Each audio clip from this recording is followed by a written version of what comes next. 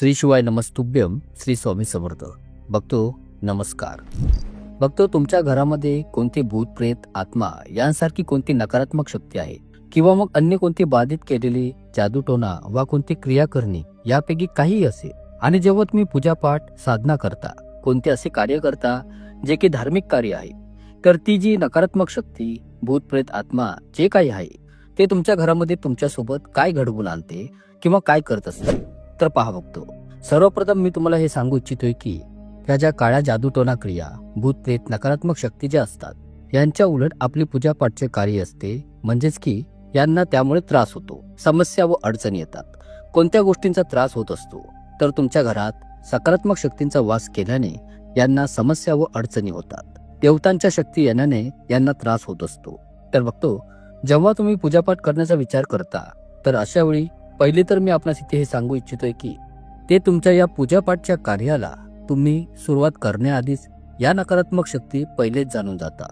तर या शक्ती तुमच्या त्या कार्याला सुरुवात करण्याआधीच काही ना काही बाधा उत्पन्न करतात की ज्या कार्यांनी त्यांना कोणता त्रास होत असेल, त्यांना कोणत्या समस्या अडचणी उत्पन्न होत असतील, कोणत्या पीडा होत असतील, तर अशा कार्यांना तुम्हाला करण्यापासून अगदी 100% रोखू लागतात किंवा रोखतात सुद्धा आहे. उदाहरणासाठी बघतो मानून चला की तुमच्या घरामध्ये भूतप्रेत संबंधित कोणता त्रास अडचण व पीडा आहे आणि तुम्ही यासाठी ठिकठिकाणी भटकत आहात, वेगवेगळ्या ठिकाणी जात आहात. तुम्हाला हे माहीत झालेले आहे की तुमच्या घरामध्ये अशा वाईट नकारात्मक शक्तींच्या संबंधित भूतप्रेत संबंधित कोणती अडचण, त्रास, पीडा आणि समस्या आहे आणि तुम्ही कोणत्या चौकीवर जाऊ इच्छिताय, कोणत्या भगत व साधकाकडे जाऊ इच्छिताय, तुम्ही कोणा तांत्रिकाकडे जाऊ इच्छित आहात आणि समजा तुम्हाला याकरिता उद्याच बाहेर पडायचं आहे.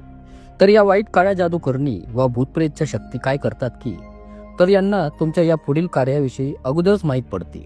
तर अशा वेळी या वाईट शक्ती तुमच्या अगोदरच त्यांच्याकडील असलेल्या संचारित शक्तीद्वारे तुम्ही जाऊ इच्छित असलेल्या ठिकाणी पोहोचू तेथील होणाऱ्या सर्व कार्यांविषयी सर्व माहिती अगदी डिटेलमध्ये त्यांच्याकडील शक्तीद्वारे जाणून घेतात. तर आता बघतो तुम्हाला हा प्रश्न पडेलच की हे कसे शक्य आहे. तर हे मी आता तुम्हाला पटवून देणार आहे. तर या माहितीला अगदी बारकाने ध्यान देऊन लक्षपूर्वक समजून घ्या.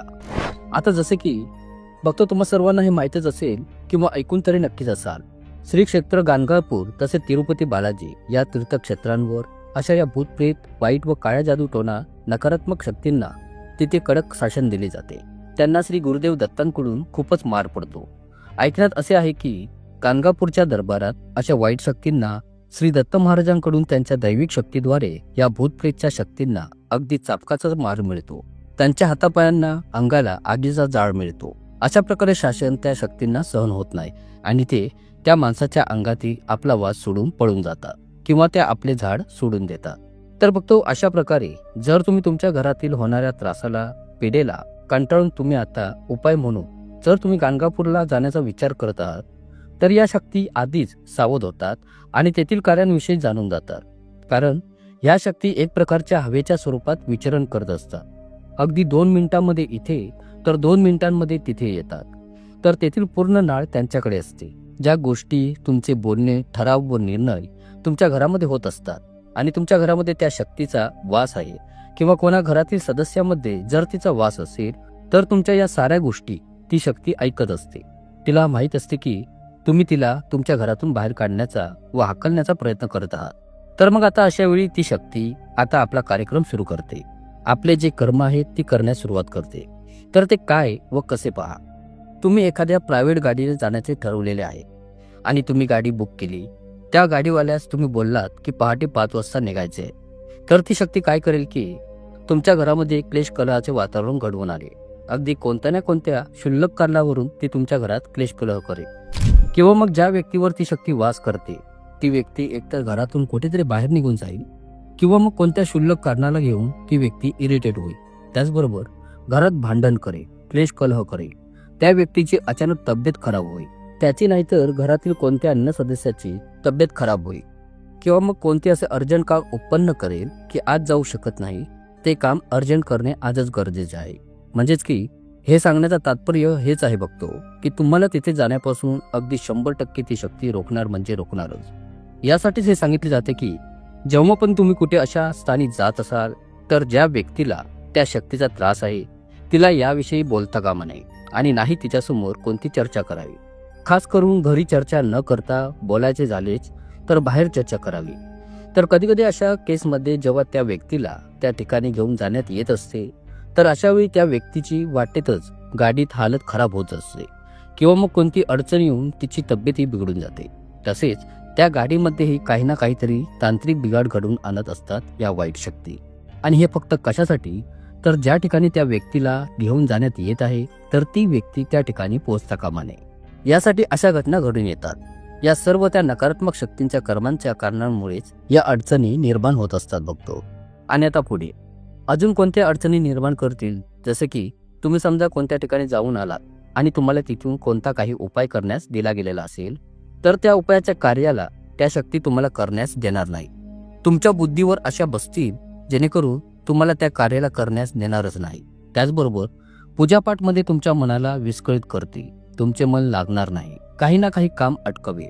ज्या गोष्टीने या शक्तींना त्रास होत असेल तर त्या गोष्टींच्या कार्याला या शक्ती तुम्हाला करण्यास अजिबात देणार नाहीत. 100% तुम्हाला रोखण्याचा प्रयत्न करणारच.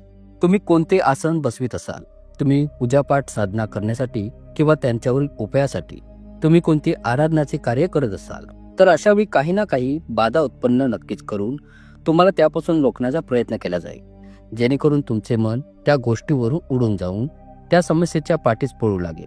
कारण की बघतो, जेव्हा तुम्ही असे करण्यास सुरुवात करू लागता त्यावेळी त्या शक्ती हे जाणून जातात की आता आपला अंत निश्चित आलेला आहे.